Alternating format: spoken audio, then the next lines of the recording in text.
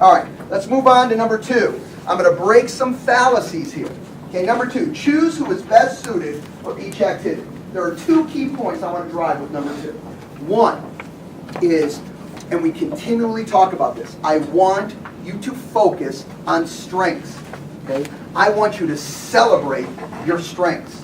Guess what, guys? I also want you to celebrate your weaknesses. Celebrate them. They are weaknesses for a reason. You know why they're weaknesses? Because you want them to be weaknesses. I don't have a problem with that. We all have strengths, we all have weaknesses. What I don't want you to hear from this company is that we're here to help you fix your weaknesses. No, we're not. We're not, okay? When you're ready to fix a weakness, guess what? We're here to help. We're here to help. If you chose and said, you know, Mark, I normally hated technology, but I'm telling you, in the next 90 days, I will be one of the top technology people. I'm going to go through every class. I'm going to practice. I'm going to do it. There'd be no stopping you. In 90 days, you would be where you want to be. What the message is I don't want to tell you to be that person. Only you can. So here's what I want you to do. Celebrate your strengths. Celebrate your weaknesses. Now here's the other fallacy. Just because you don't want to be the person to do X work, let's just use Planet RE and files. I don't like doing that. That doesn't mean that work doesn't need to get accomplished and get done. So your choice is this. Mark, I'm starting to get this. I know I'm worth about $1,000 an hour when I do what I'm supposed to do. Okay? And I would rather compensate someone. I can't afford to hire someone full-time yet, though I want to, but I can't. So I'm going to pay someone on a per-file basis and someone to do my mailers, maybe the same person. Okay? Someone else might say, you know what, I've got someone part-time. I'm splitting an assistant with someone. Okay, or I got someone helping me out like on a part-time basis. And then someone else is saying, I'm going for it. I will invest in that full-time person because I understand if I have that full-time person, I can spend more time out doing the $1,000 an hour work. Does that make sense? Yes. Okay. So this idea that you have to be everything gets here. I'm going to tell you, the war starts here. The war starts here. And if this isn't right, the world isn't right. In everything, in life, in business. It's got to be right here. And the way to do that is clarity. Okay? Remember I've always said, success is not sexy. Okay? It's clarity and consistency. Okay? Got that one from John.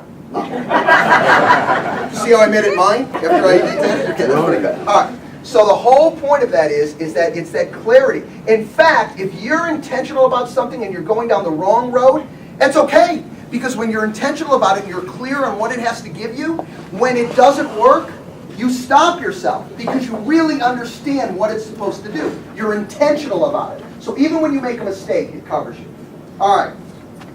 John already talked about we have numerous skill set trainings, okay? And you don't have to go to all if you've gone through some or whatever and you want to focus on others. Pick and choose the classes that you want to move your skill set forward. Now I want to talk one more aspect about skill set.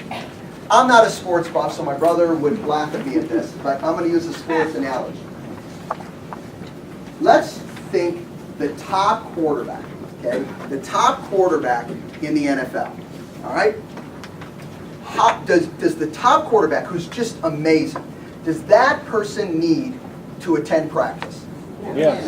Oh, I'm sorry, you must have misunderstood me. I told you, this is the best, okay, quarterback, okay, in the NFL. In fact, they're talking about that he may go down in history as the best quarterback ever in the game. Does that person need to attend practice? Yes. Yes. Okay.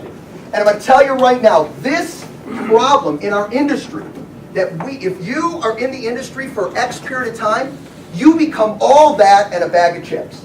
You are just, you know, Mark, with all due respect, I got it. There's really nothing more than I need to learn. Okay. Guess what? How sad of a situation for our industry. And it's rampant. Okay, there's not a business in the world that I know of that succeeds on a consistent basis, continually year after year, that doesn't continually train itself, work, and practice. And even the #1 quarterback has to show up to practice. All right? Why? Because guess what? We're human. And if your head's not in the game each and every time, you'll blow it. How many times have you had, or maybe once, twice, you've gone to a presentation and forget, let's say you got the listing or you got the buyer, and you walked out of that presentation, you went like this. Whew, that was a lousy one. What was I thinking? I mean, even the questions they asked me made no sense, my answers. What was I thinking? Your head just wasn't in the game. It's not like you forgot how to write an offer. You forgot how to price a property. You had no practice. You weren't on your game. The sad part is, the positive in my example is you got the deal. Good luck. The sad part is you're missing deals. And you're not missing $1,000. You're missing $5,000, $6,000, $10,000 opportunities.